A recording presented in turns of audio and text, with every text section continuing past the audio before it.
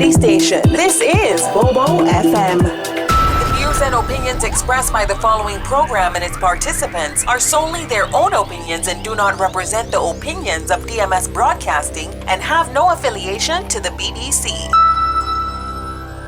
At the Health Services Authority, we want to keep you informed about the latest developments that impact your health because your health matters to us. Join us each Friday and Saturday from 1 to 2 p.m. as we cover health news, offer advice, and answer your questions on Healthcare Today with HSA. When you have a sports or fitness-related injury, trust the expertise of the HSA Sports and Exercise Medicine Clinic to get you back in the game. Our internationally trained and certified physicians specialize in sports traumatology, sports medicine, pain management, and orthopedic surgery. For treatment of common injuries such as tendonitis, arthritis, tennis elbow, rotator cuff, or knee tears, schedule a consultation with the Sports and Exercise Medicine Clinic at Smith Road Medical Center by calling 949-8600 or visit hsa.ky for more information. Hello, K-Man, and welcome to Healthcare Today with the HSA. I'm your host, Austin Harris, and it is my pleasure to welcome in studios Dr. Arline McGill, Consultant Psychiatrist with the HSA. Hello, Dr. McGill, and a pleasure to have you with us in studios. Hi, Austin. Glad to be here. Great to have you with us, and certainly looking forward to our discussion here today on the subject of mental health, which is certainly a very important and always timely conversation. Maybe you can start by telling us what is World Mental Health Day and why do we recognize it? Okay, so World Mental Health Day came about with the recognition that mental health is not separate from health all over.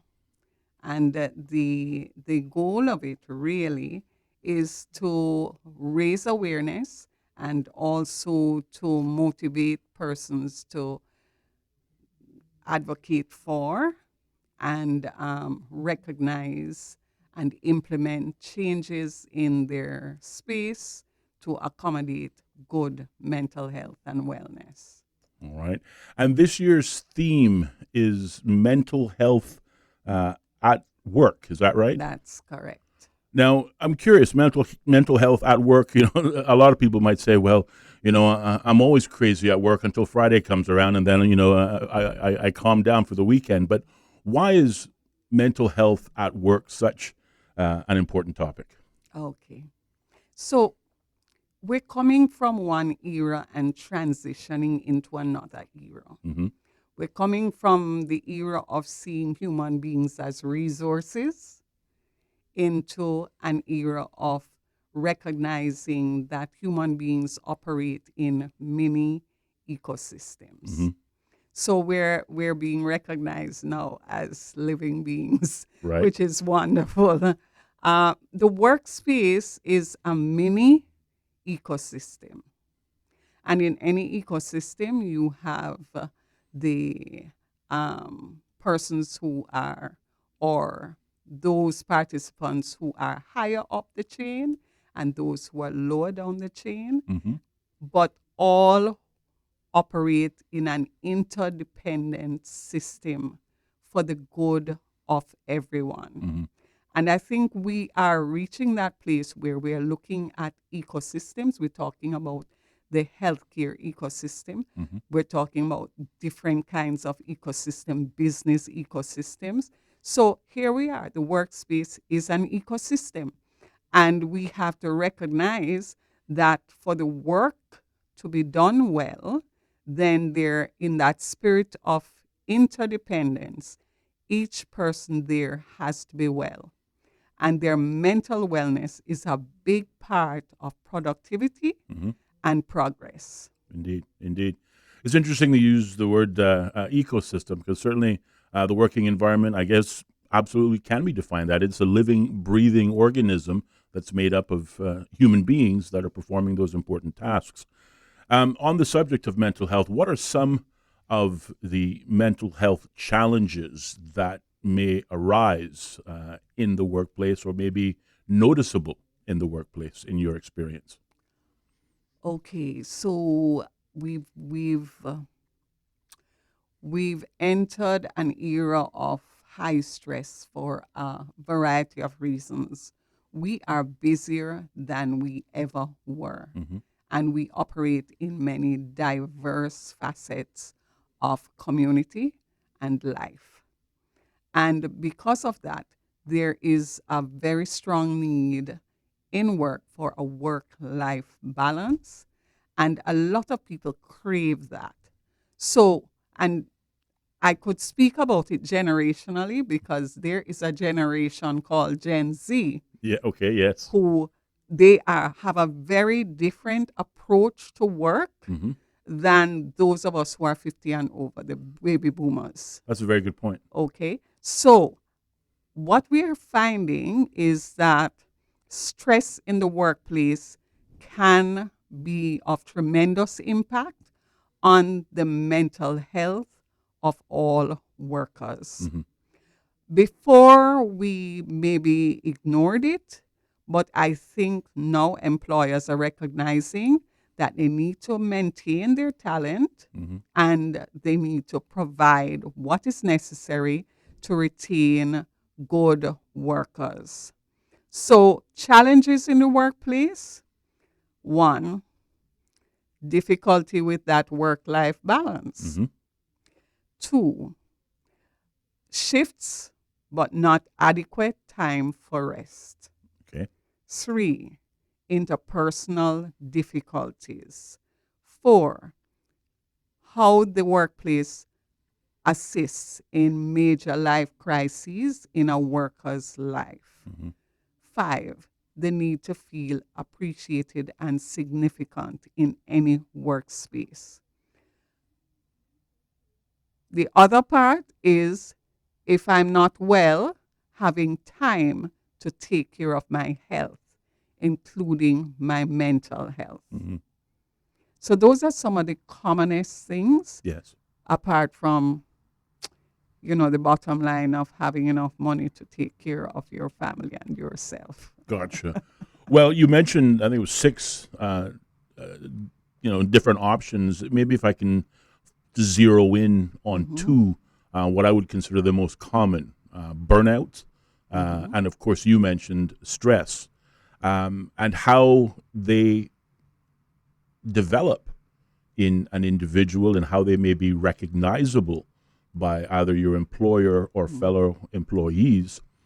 Noting, as you pointed out, that there are the Gen Zers who obviously react differently than, say, those of us who are 50 and above, and obviously dealing with both of those in very different but unique ways. So how would we recognize these challenges, specifically of burnout and stress, in our fellow employees? Okay, so let's start with stress, and before we get to burnout, because burnout is like the end phase. Okay. So stress, a person is stressed when one starts to notice that their usual equilibrium is disturbed. They are more irritable at work. They are making more mistakes. They're taking more time off. They're complaining more. They maybe are very sharp with people. They are just not managing their workload. They're falling behind. And maybe in extreme cases, they're sleeping at their desk. And those are signs of stress. Others might be smelling of alcohol, smelling of marijuana, signs that they are self-medicating in order to deal with something. Bursting into tears at their desk, or extreme sensitivity in that way in the workspace. If they have to be criticized for something, just basically melting down right there. So there are those little signs, and it's useful to be able to pick up on those things and not see them as something the person is doing to the other person, Right. but rather asking ourselves what is happening to that person and how can we help. So that's stress. Burnout is the end phase. It's very subtle. And what one sees is the substance use, the absenteeism, the attitude of not caring about quality, not caring about the work, talking quite negatively about things, more sicknesses as well, and the meltdowns. Right. And usually, by the time the person reaches that stage, they're in trouble. Yes. And that person can generally notice it before because they wake up, they do not want to go to work. They get to work, they sit in their vehicles, or they stay outside for long periods of time, or they go get a drink of alcohol before just to handle themselves, to calm down as they go into work. They find that their goal when they get to work is to get home. Right. And when it comes time or before time, they're out of that door and they're heading home. They won't volunteer for anything. They won't take on any overtime. They won't do anything. So when somebody sees that in themselves, they know it's time to take a break. I have to find a way to take a break, rejuvenate, refocus, and repurpose, and come back in. Indeed. Indeed. Just listening to some of the signs or symptoms of both burnout and stress, one can very easily accept that the signs aren't necessarily mutually exclusive. You find, similar symptoms, if you will, in both the burnout and the stress.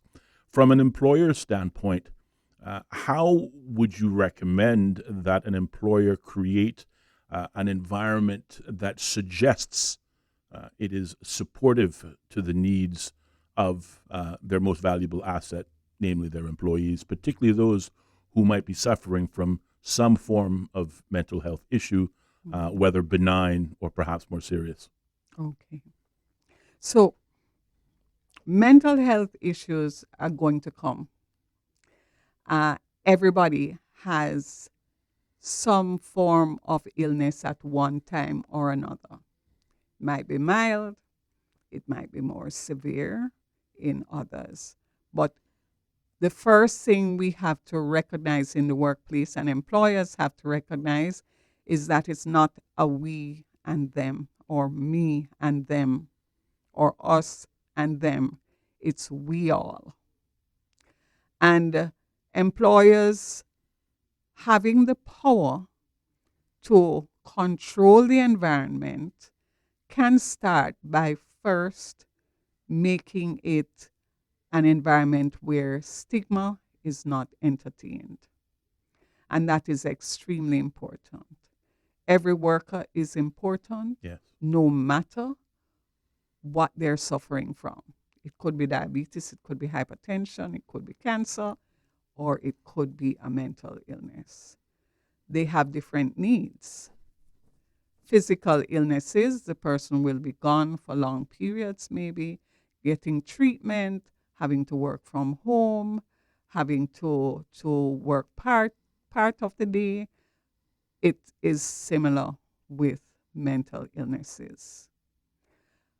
Right now, there is a lot of stigma surrounding mental illness, and employers, because they have the power, are the ones who have to set the tone that there is zero tolerance for any ridicule, for any discrimination against anyone who is suffering from a mental illness or who has suffered from a mental illness and is now back at work.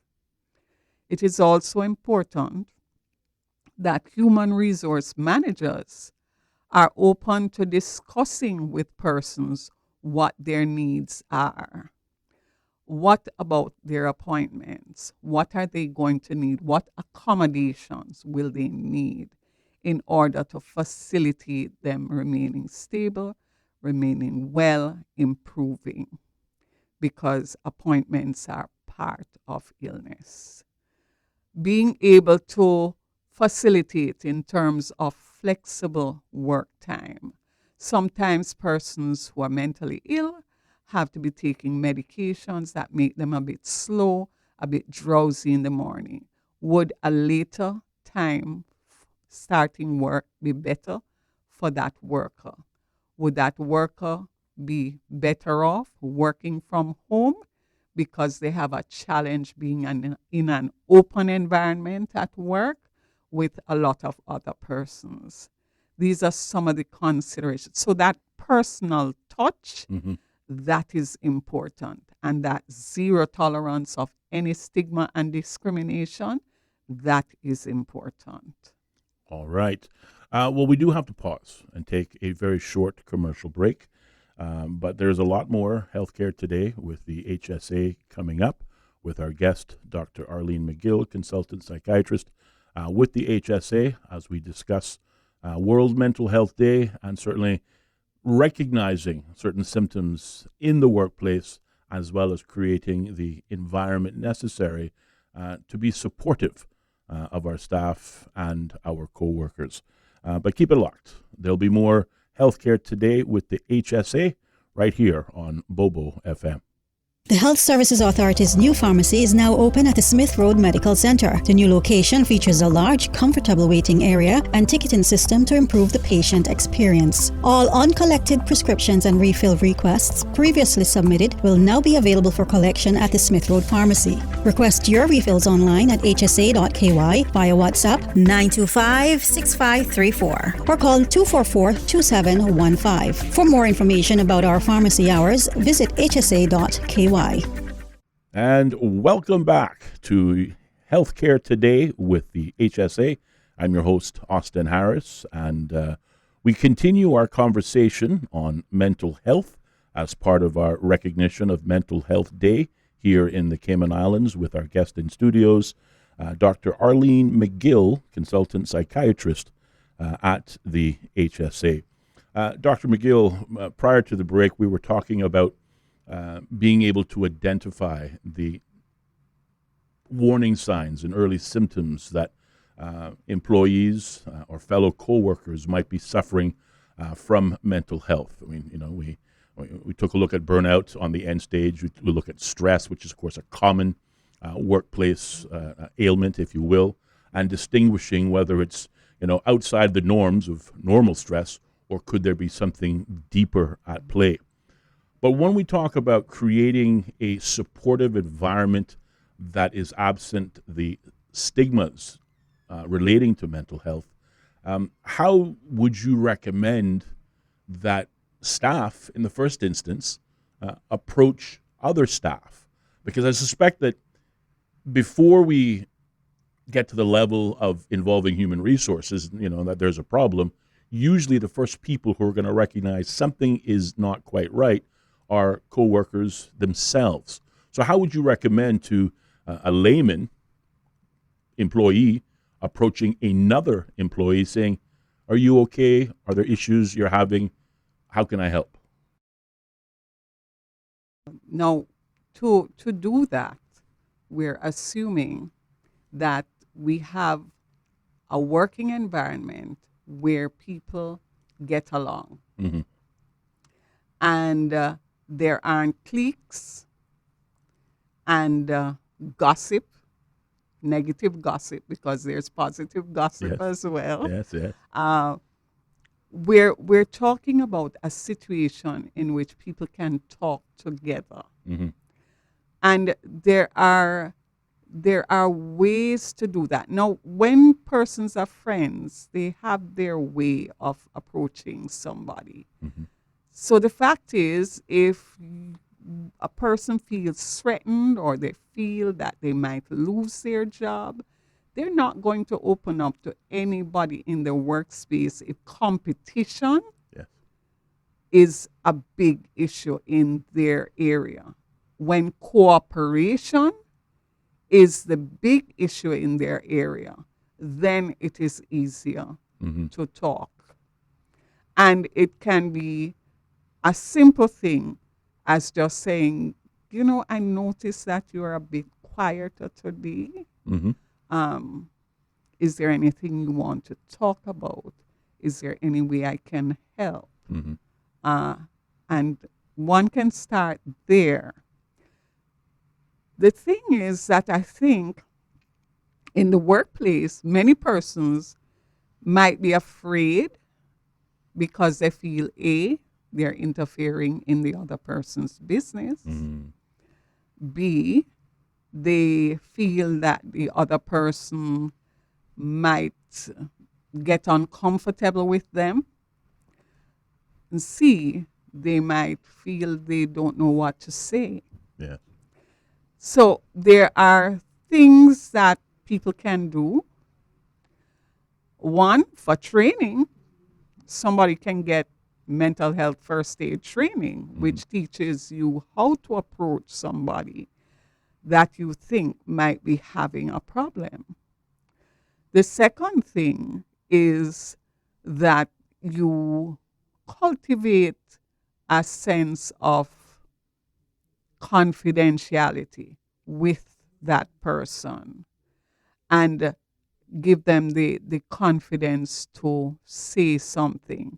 Now, I'm very cautious about this because the number one problem in many workplaces is negative gossip.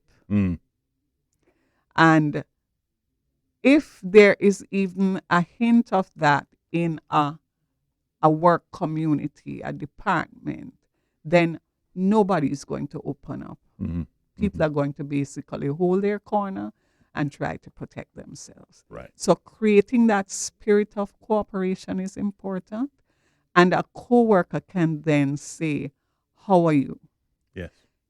If that situation doesn't exist, then it's left to the coworker that recognizes it to maybe talk with somebody else that the person relates to well and say, have you checked on so and so?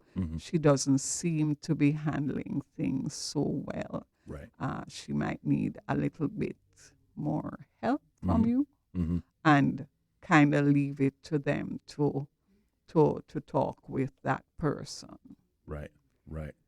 Well, I thank you for that, and certainly I think if I hear you correctly, probably the first step in an employee-to-employee interaction is to first ensure that there is that interpersonal relationship between the two individuals, and encouraging employees to get to know your coworker, not just to identify what may be wrong, but it's always good to have a relationship with those that you work with, because that tends to break down barriers, and therefore, in the context of our conversation here today, certainly making it easier to extend that olive branch of help. That's the employee-to-employee aspect of it. Certainly, though, what would lend itself to making that discussion, employee-to-employee, a lot easier would be the environment in which the office or workplace, the setting that they're in. So my next question is really for the employer, from their perspective, and certainly the HR's perspective. How would you recommend an employer create an environment that is both supportive to mental health, but also removes from it some of the negative repercussions that persons would feel in general by opening up? How would you recommend an employer prepare their office space and, of course, their staff for that openness? I feel that it's going to take a change in concept. Sometimes we can be punitive, if I can put it that way, in that if the person doesn't seem to be working, then the person needs to be criticized. Having that positive approach to everything is important. But let me take your question down to just, I'm going to look at the physical workspace first of all. Within any workspace, there is a level of diversity in the workers that might not be taken into consideration. In that workspace, there are going to be persons who can't work in noise, cannot work with people around them. How are we handling those persons? And I specifically bring that up because more and more high-functioning persons on the autistic spectrum, or geniuses, some of them, are entering the workplace. And a lot of them now are Gen Zers. And they cannot work with noise. They cannot work in an open space. Yes. So this thing of one room with desks all over the place does not work for them. An employer has to be sensitive to diversity. That is one thing. So you create spaces for the persons who actually feed on each other's energy and therefore work in an open area. And then you create offices, cubby holes, whatever, where persons who need to work in a quieter space can actually have on their headphones, settle in, and get the work done. And of course, there are those who work better from home. Right. So can your work get done from home, from the person's home? Yes. Try to make accommodations for the diversity of humankind at this time. So that's the actual physical space. Then there is the psychological space, which we started to talk about. Yes. And that psychological space has to do with breaks, creating a positive atmosphere, keeping the camaraderie going, having that personal touch. There are employers who never walk through a workspace and say, "How are you?" They don't know the names of many of the persons there. And it's true, you sometimes can't know everybody, but to actually see somebody and for somebody to know they are seen, they're actually recognized as a human being, because we need to remember that is a psychological fact. Right. That eyeballing somebody and saying hello actually is acknowledging them as a valued human being. Yes. So those are simple things about the psychological space. Creating little hubs. So it might be the coffee table or the water dispenser. Little places where people can take a break, have a drink of water, and say hi to their coworker. Yeah. And, you know, maybe ask if there is a problem or how do you do this, or in an informal way, and not feel that they're less than. Right. So psychological space is positive space. Then there is the job safety, the overall authority space, I will call it. So this is where HR management and the senior managers and so forth come in. Yes. And for them to have a positive attitude to those who they are managing, that's important. And any senior manager that recognizes that they don't have a job unless those lower down can work and work well, Quite right. is a very wise senior manager. Indeed. So it's an ecosystem. Yes. Things need to work well, and they need to work well at every level. Yes. We haven't yet spoken about when it is a manager who is mentally ill, Quite right. because that can be very, very sensitive. Mm-hmm. And a lot of workers don't know what to do with that. So many of them suffer in silence. And then, of course, there are situations where they are afraid to say anything because other senior managers don't know what to do with that senior manager who Yes. they already recognize is not doing well. And they know because they're shouting at everybody. There are complaints going to HR about the person, but for various reasons, the person is not getting the help they need, and they're actually causing productivity deficits in the company. Indeed, indeed. Well, Dr. McGill, we do have to pause and take another very short break. But I'm very interested in, and I'm glad you brought it up. Obviously, what happens when we identify these symptoms in a manager, and how do we distinguish between whether or not it is just his or her personality, which in many cases, oftentimes, we've all had varying kind of managers. I've had the best of managers and I've had the worst of managers. But how do we distinguish between personality and perhaps a more deeper concern? And you also said something that I just heard for the first time, and I'm eager to know more about it, and that is mental health first aid. What is that? And certainly, what does it involve? But we're going to pick up those when we come back here to Healthcare Today with the HSA. I'm your host, Austin Harris. We're joined by Dr. Arline McGill, consultant psychiatrist over at the HSA, and we're discussing mental health in the workplace and how can we recognize it, how can we address it, and how do we create the environment in which persons, whether it be the employee or the boss, feels comfortable in addressing these issues whilst at work. This is the Healthcare with the HSA. Join us every Friday and Saturday at 1 p.m. where we take the opportunity to learn more about healthcare in the Cayman Islands, much like we're doing right now on mental health. Keep it locked. There'll be more Healthcare Today with the HSA, brought to you by Bobo FM. When you have a sports or fitness-related injury, trust the expertise of the HSA Sports and Exercise Medicine Clinic to get you back in the game.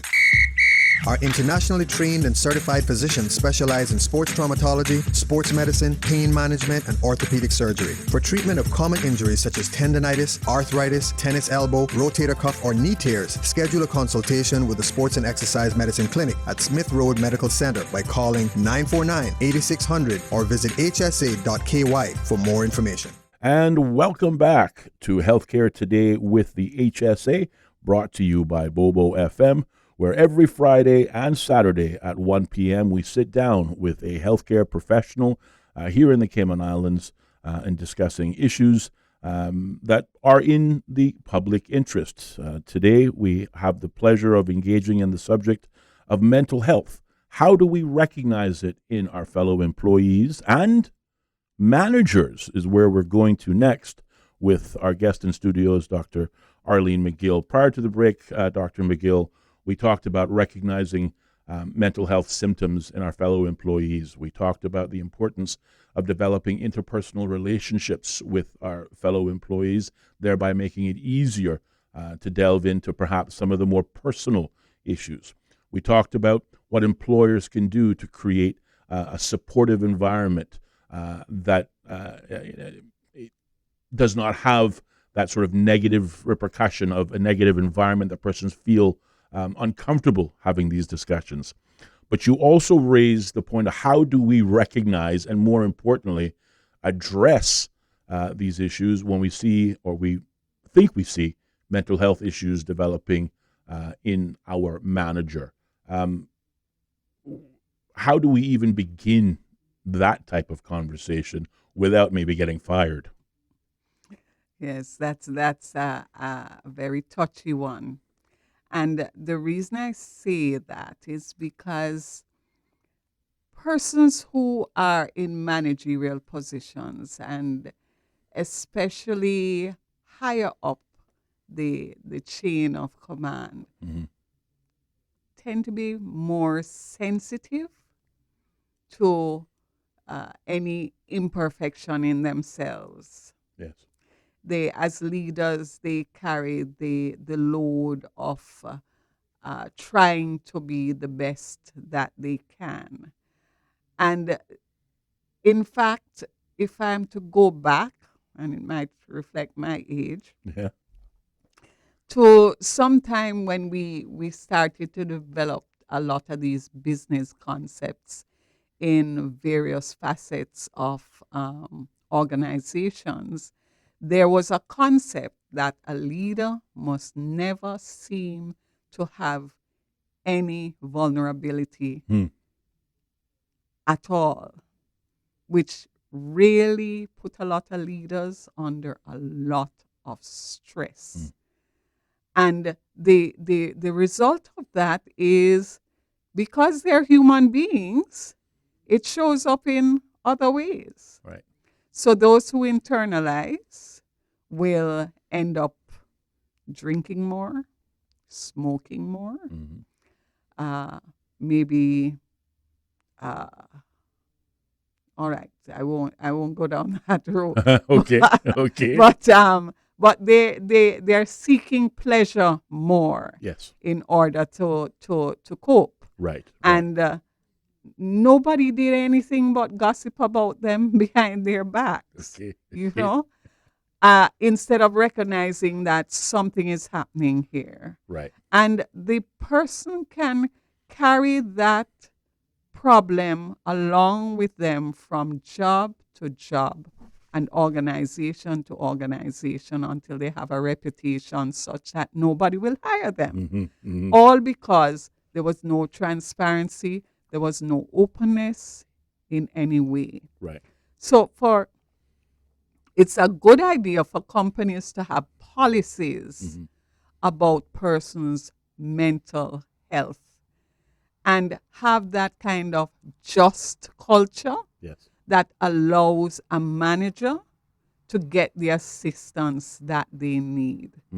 The manager cannot very well go to his subordinate and be pouring out everything that is happening to them, or it should not be, because it creates a conflict and it puts a heavy load on that subordinate. Yes. However, the manager can get professional help. Right. And if it is written into the policy in such a way that there is no stigma and no risk to the person's job simply because of that, then it ought to work. So someone, and it might fall to the HR manager, or it might fall to the CEO or the deputy CEO or whoever, has the power to say, hey man, hey Linda, something is happening and you are going to need to deal with it. Yes. Because of the level at which you are at and the level of responsibility and value that you carry in this company. So I'm going to need that you go to the employee assistance program counselor or this psychologist that we have built a relationship with for our company. I'm going to need you to see somebody. Right. Right. And there and then, one, the person is recognized as a person, and two, the person has a sense of security that this policy actually protects their job, unless there is something else that is going to be detrimental to the company. Gotcha. Well, I thank you for that, and certainly I think I followed you completely, because certainly I too am of that certain age demographic, which, the school of thought was our managers, our leaders are the strong ones, and they, shouldn't show a softer, perhaps, side. But I'm glad to know also that times have changed, and relationships, interpersonal relationships, are no longer just employee to employee, but also managers to employees, supervisors to employees. And I think that lends itself to a much better working environment. Yes. We talked about a phrase called mental health first aid. And I naturally want to ask what that is, but I think we've been talking about what that is. But maybe I can ask it another way. Much like the first aid box that, we have in every office, and somebody has to show you, how do you deal with cuts and burns and scrapes and whatnot. What is the training behind or required in order for a person to provide mental health first aid? And maybe in your answer, you can give us the technical definition of mental health first aid as well. Okay. So mental health first aid is something that I got excited about because it is sort of layman first responder kind of assistance, which we need community-wide. It is something that was developed in Australia back in the 70s, and it gradually took off, and it's established in quite a number of countries, as well as in Cayman, we are developing it. Okay. So mental health first aid is a 2-day training course which equips anyone to be able to respond to certain disorders when they're seen in someone else.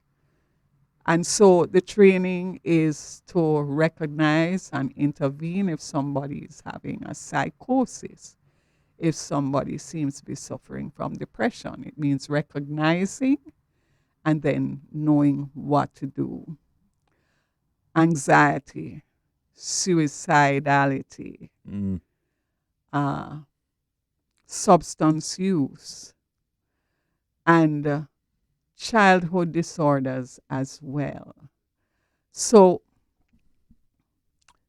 essentially, the person learns to recognize, to intervene, and to facilitate or support. The person is not required to counsel. The person is not required to try to be the doctor. Right. The person comes alongside the person in need and gets them to the necessary professionals to assist them. So that's what it's all about. Here in the Cayman Islands, Loud Silent Voices has a mental health first aid committee. Okay. I actually head that up. We have 2 trainers for adult mental health first aid, and at the moment I think we have trained probably close to 500 persons. Wow. It sounds like a lot, but remember, it's 87,000 people Yeah, in the well, islands. that's a good point, So- too. That's a very good point, too. So we have a long I'm still letting way that to number go. digest when I think about it. We recently had another trainer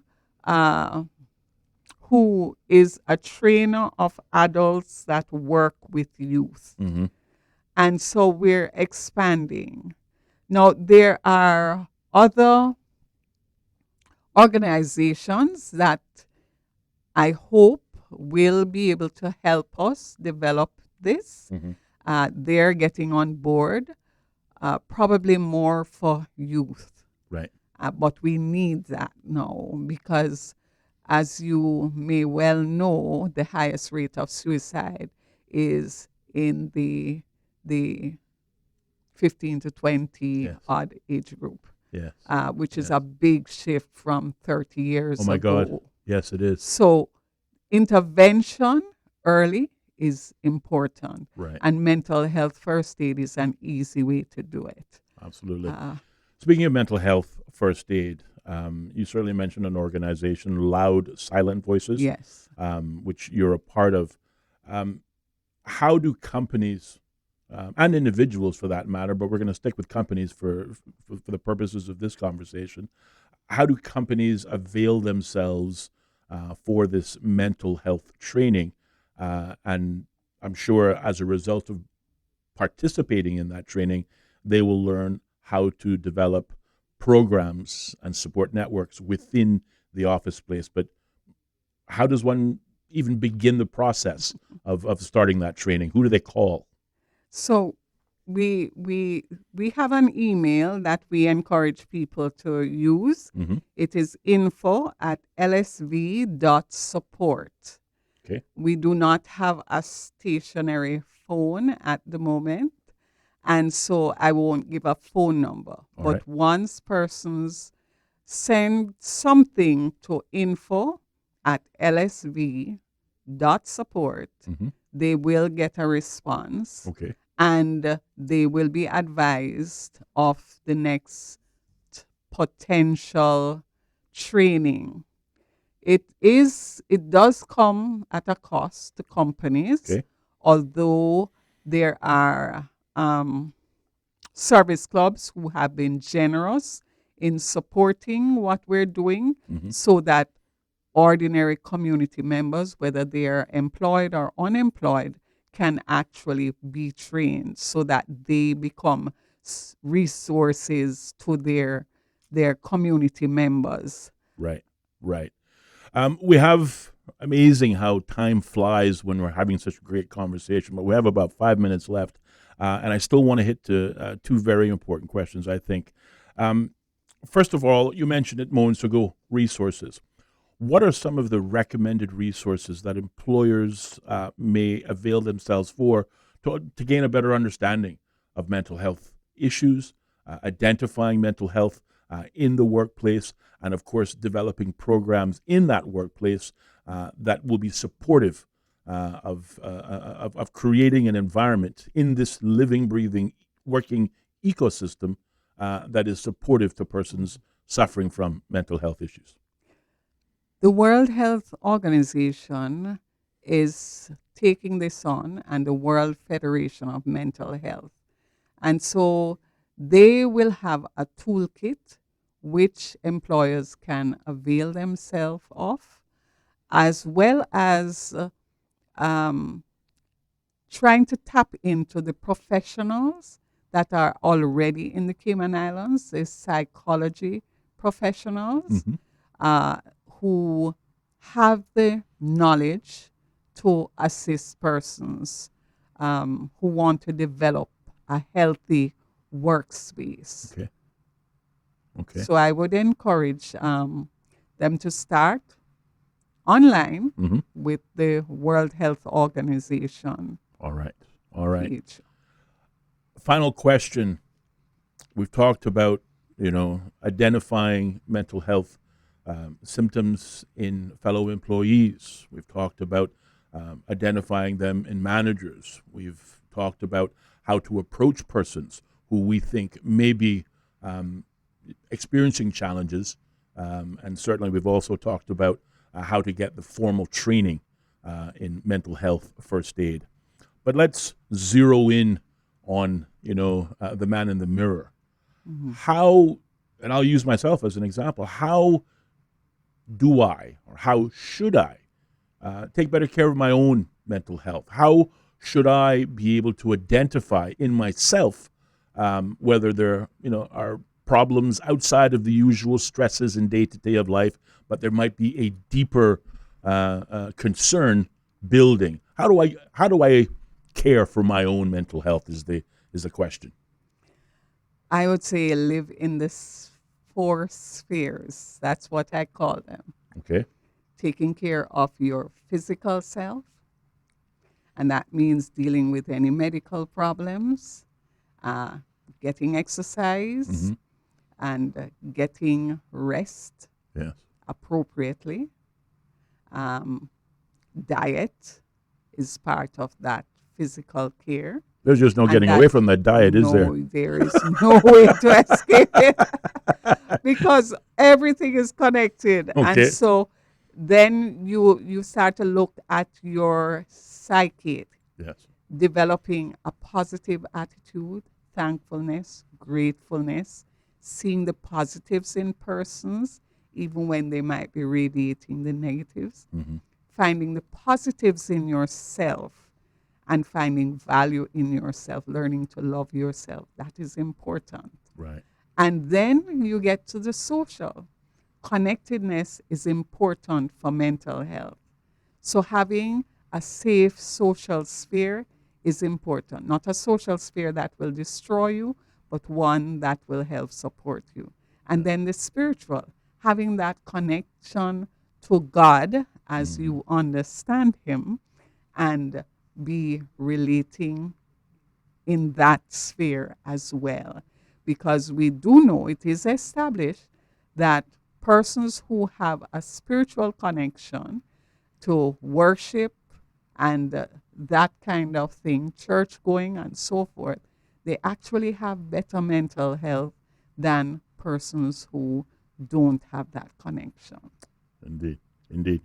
Dr. McGill, I want to thank you and on behalf of our listening audiences today for coming in and discussing what some might define as a sensitive topic, but certainly no one, I think, will disagree, especially after listening to our discussion here today, that this is an important topic, just as important as any topic in the workplace, and being able to identify these things, talk about these things, is oftentimes, a very important first step.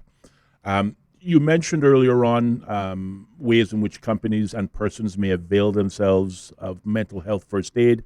The email address was info@lsv. I didn't get if it was .com, .net. Support. Dot It's support. kind of funny. Yes. Yes. So info@lsv.support.com Yes. or just that's it? It's .support. .support. Okay, info@lsv.support. If you are an employee, if you are a supervisor, a manager, or an employer, and you certainly want to create the environment within your own workforce that is open to identifying mental health issues within your own staff or even within yourself, but you also want to implement the right environment that is supportive of these needs, info@lsv.support would be the recommendation. Dr. McGill, I want to thank you for being our guest here in studios. Thank you for sharing your knowledge on mental health, and hopefully our listeners have benefited from our discussion. I hope so. Thank you very much for having me. Pleasure is all ours. This has been Healthcare Today with the HSA.